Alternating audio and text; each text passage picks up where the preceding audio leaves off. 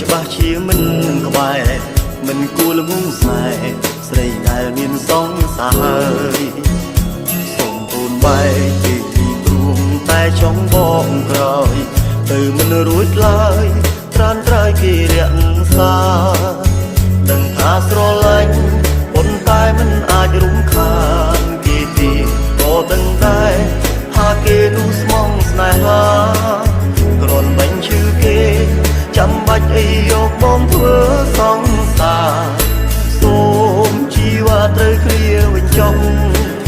មិនហ៊ានស្រឡាញ់ព្រោះតែអូនមានសង្សារហើយសុំតអូនអើយបងពិតជាធ្វើមិនបានឃើញគេឈឺចាប់បងក៏មិនអាចទៅរំខានមានតែដកប្រាណឲ្យអូនជួបនឹងគេ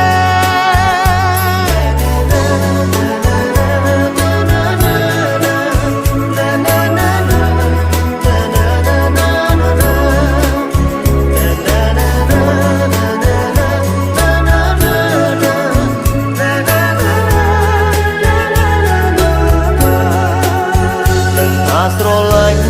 ប៉ុន្តែមិនអាចរំខានគេទេក៏ដឹងដែរថាគេនោះស្មងស្នេហាគ្រាន់បាញ់ឈឺគេចាំបាច់អីយកបងធ្វើសង្សារសូមជីវ៉ាត្រូវគ្រាវិញចុងមិនហ៊ានស្រឡាញ់ព្រោះតែអូនមានសង្សារហើយសុំតអូនអើយបងពិតជាធ្វើមិនបានឃើញគេឈឺចាប់បងក៏មិនអាចទៅរំខានមានតែដកប្រាណឲ្យអូនជួបនឹងគេ